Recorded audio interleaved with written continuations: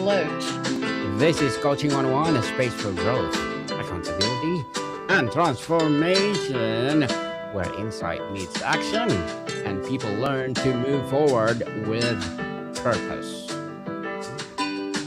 With Very purpose, people. How are you, Miss Karen? I'm doing fantastic. This is a very deep conversation we're going to have today because the topic is somatic coaching, healing the mind body connection. Yes, definitely. Interesting, interesting. And Miss Karen, before we continue our discussion for today, people, we have a lot of podcasts with Miss Karen, and please do follow us wherever you listen your podcast. We have Bible Verses 101, right, Miss Karen? We do, yes. They're Mm. awesome. And Coaching 101, which is a new additional for our podcast, which is we're doing right now. And what else, Miss Karen? We also Love, have positive parenting and love letters. yes, Love Letters is the newest one. Not the old. The newest one is a parenting, sorry. Yeah, it's okay. Oh, we are now confused because we have a lot of podcast creating people for you. But anyway, it's something that looking forward in each week, especially with my partner, Miss Karen Delotte. This Yes. topic of coaching is not new to me because I've been teaching and coaching for decades. I'm an artist and an art teacher and a film school teacher. So coaching is not a formal educational background for me, but it's just something that I fell into, and I started taking lessons from coaches, people that knew a lot about coaching, so I could be better at it, and I could really help people learn and grow and become all they wanted to do and be, and for me in a very specific arena. But coaching is really ultimately about helping someone reach their greatest potential, right, Daniel? Yes, definitely. Our topic for today, we can also connect with our Bible verses 101 because it says the spiritual life, strong spiritual life inside home is really not but it is accidental. Is it cultivated through shared habits and turn harvest toward God or toward one another? Among those habits is praying together or ensured, which is it's a habit. If you are a coach, you need to talk to your customer to have this habit so that your communication together is more secure, more have this rapport, right? Yeah. It's rooted together. I agree. I don't think you really can get the healing and reach your potential without it, with avoiding the spiritual connection of a human being. We're not just what you see. We're not just physical. So we're connecting the mind, which is part of your soul, your emotions, and with your body, because your body can respond to what's going on in your soul and in your spirit. And it actually is very, very true that a lot of things that happen and seem to manifest in our body are because of things that are going on deeper inside of us. Can I share a little bit of a story about this? Oh yeah, go ahead, Miss Karen. Yeah. So I was raised, excuse me, I have a piece of, sorry about No worries. that. Anyway, I was brought up by a Marine father and a Scandinavian mother. Mm-hmm. Okay. Now, they were born and raised during the Great Depression. Now, that is obviously causing me to have some emotion here, and the emotion is causing me to cough. I'm sorry. I'm No having an worries. emotional reaction. Now, my father was raised in a religion that he became very disillusioned of because of sexual abuse, and he denied the existence of God because of that abuse. My mother, for her religion, was part of her culture. It was something you did because you were Norwegian. Mm-hmm. I was the firstborn. So I was the experiment, right? They decided to raise me to be independent and not need God. And for my father, he even was an atheist. He declared there was no spirit world at all. Now, why am I bringing this up? Because we're talking about somatic coaching, where you're talking about your body responding. And here I just had this huge reaction to this whole subject because it shaped and formed my childhood of trying to be so independent, to not need God, to not even believe his existence. And we weren't allowed to show emotion and we weren't allowed to complain. Um, we weren't allowed to be sick. I remember being told, stop coughing, like you can control it, right? I even became a teenage gymnast, which is a very exacting and perfectionistic type of personal sport. You can have a team, but really it's just you and that apparatus standing in front of the judges as you perform, right? Well, I sprained my ankle training for the Junior Olympics. I qualified for the regional Junior Olympics and I got to go, and I decided that I was going to go even if I have a sprained ankle. And sure enough, on a dismount from the uneven bars, I sprained my ankle again. And I had already placed doing vaulting, and I wouldn't get my medal if I didn't complete the competition with the sprained ankle, swollen about this big around. But that Marine father, you don't complain, you just do it, right?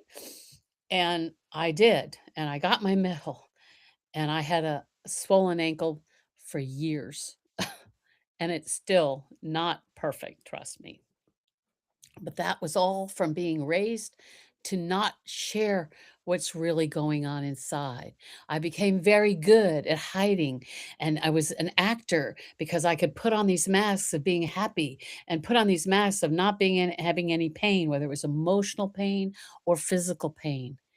And I even minored in theater and did a lot of it, but I was always wearing a mask. And it wasn't until getting someone to coach me to say, let's look at what really is happening when you take those masks off. I didn't know I had so much pain underneath. I didn't know it was affecting my body. I didn't realize that I had cut off pain, so I cut off sensitivity. I we were made to be have five senses, right? To feel and see and touch and taste and smell, and I didn't have a very good ability to do that. I couldn't smell very well, I couldn't taste very well, couldn't see very well, or and these were affected by all this emotional pain that had been repressed, not just physical, but emotional. It wasn't until coming to the body of Christ that I could feel safe enough to start letting the masks come off so that I could be seen, the good, the bad, and the ugly. I was desperate to be truly loved, but if you don't show yourself, how do you know you're loved? Because nobody could love you. God couldn't even love you because He sees everything inside. He knows what's there. He knows you aren't really lovable. I didn't believe I was. And that kind of emotional dependency did affect my first marriage, very much so. That emotional unhealthiness was because I was so unself aware. But God, He led me into healing emotionally, mentally, physically, and spiritually. I'm telling you, it didn't happen overnight. It's been a long process. I needed somatic coaching. Because guess what? At its core, somatic coaching helps individuals cultivate awareness of their bodily sensations while empowering them to make better conscious choices. So, this is something that I had to learn. Very well said, Miss Karen, and thank you for sharing that story to the world. People effective coaching begins with the direction without defined destination. Effort becomes scattered and progress difficult to measure. Goals provide orientation for both coach and client. They transform conversation into movement. Clarity becomes, I think, the starting advantage for a good coaching. Somatic coaching does differ from other types of coaching in its techniques. It wants the client to tap into the wisdom of the body, the very thing that I had been cutting off all my life, to foster this mind body connection. I know in the former Olympics, in not this last year, but the year before, Simone Biles, literally the best gymnast, not only in America, but in the world, had an emotional breakdown. And it was because of this same type of thing, with this disconnect emotionally from what was going on physically. And that, there had been a lot of expose of a doctor that had been molesting our elite gymnasts for a very long time. And she was one of the whistleblowers in the case against that doctor. And here in this biggest event of her young career, she had an emotional breakdown. But the other teammates, they understood what she was going through, because she needed somatic coaching and healing to happen for her. Fortunately, she got it, and she came back this next time to prove that she is the greatest. So, those of us that are not so talented as a Simone Biles, we need it too.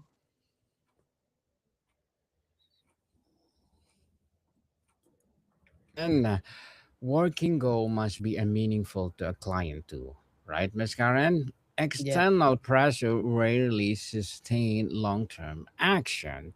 Motivation depends when objectives connect to identity and values. And people persist for reasons that feel personal. Ownership fuels endurance.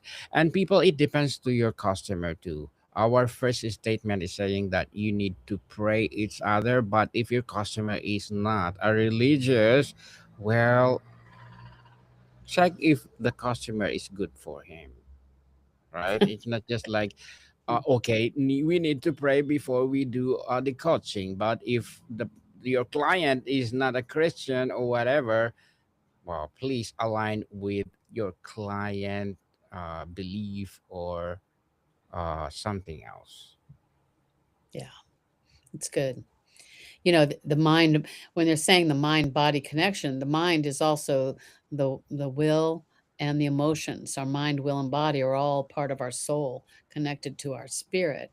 And this somatic coaching is recognizing that our bodies aren't just running by themselves. They've got emotions and a mind and a will and a spirit behind it. It's the cornerstone that supports all the other aspects of somatic coaching. It's supports the concept that our thoughts, our emotions, and our beliefs have a direct impact on our physical sensations and health. So our physical states can influence our mental and emotional well-being. They work together. And when you have a coaching that maybe is only about one thing, it doesn't incorporate the whole being, the whole person. And that's what this type of coaching is trying to do. Get you to feel your body, really examine what's going on with your emotions and your mind at the same time. Mm. At the same time, people time boundaries also convert intention into a commitment. Someday thinking delays transformation, deadlines introduce constructive urgency. They help prioritize energy. Action becomes scheduled rather than imagined. So respect the time, people. If you said to your client that we need to meet this time, you need have to respect the time and do the necessary things that you do. And You know, also, I'm yes, go sorry. ahead, Miss Karen. Go ahead, Miss Karen. So, what you see happening with somatic coaching a lot of times is something called mindful movement. I'm like, what's mindful movement? It's a practice to bring, n- you know, non-judgmental attention to what your body's sensation, to your breathing, to your alignment. And there are a lot of exercises. So someone like me that was shut down, I'm all about aerobics and, big dancing things because you have to keep moving, right? But this is just the opposite. It's very purposeful movement. It's slowing things down. It's letting your awareness be what's happening and how it feels. So more like yoga and tai chi or pilates, stretching, mindful walking or running, really being in the moment. And I know as an artist, I can promise you, as I've studied right brain, left brain, and the interactions and the neural connections, to get into your right brain is your most creative self. And when you purposely notice the moment that you're in, whether it's a beautiful sunset or beautiful weather or the sound of birds chirping or flowers starting to bloom, when you are mindfully in that moment, you are doing your body so much good and your soul so much good, and your mind is working on all cylinders when you do that. Mm, certainly. Yes. Definitely agree with you, partner. And, well, human beings do not merely think their lives inherit in them, right? So somatic coaching is something that every commitment, fear, and belief has psychological signature. Mm. Begins by observing those signatures, and body becomes a data, awareness becomes the intervention, as Miss Karen talking about the movements and like many more. Yeah, it's very purposeful and it works with flexibility, balance, things that are really good for you, especially in a lot of times my age group, or if you've had any problems, but it helps you be more healthful and it reduces the stress that can affect your body, and helps you have better body alignment. So this type of coaching, it isn't just about your past or healing from traumas. This is about really being more conscious of your body in space right here and right now. And a lot of these somatic um, coaches have all these wonderful mind body connection exercises that they have people do, including focused breathing, um, uh, gentle touch, and really trying to help the client, like me, like I was very shut down, be unshut down, waking my senses up to be more aware, and sensuality in a righteous way is the way we were created to be, is being sensitive, because then we can see our world and know our world and experience our world in a healthier way. Yeah, speaking of breathing, people, breathing patterns mirror emotional stance, altering rhythms and that can rapidly influence physiology. Coaches use this breath to create stability and presence, and the clients experience immediate feedback for sure. That's good. Immediate feedback because you're in the here and now. So you start learning to trust the wisdom of your body. If your body says, I'm really tired, don't stay up watching another episode, go to bed. Listen to your body, be wise Mhm. about it.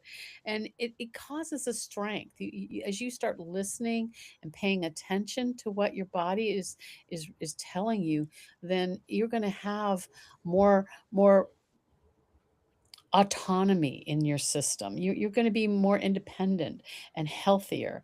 And so this is as I learned more about somatic healing and somatic coaching, I understood more of what I needed, which is why I started out with this story. An example, I was probably more of extreme shutdown than a lot of people are, but I know that so many people, including my own daughter, has gotten us so much out of doing yoga, which she's kind of hyper like me. And so she could learn to slow down and be more mindful and listen to her body and soul. And you can listen to Holy Spirit too when you're quieter and more still.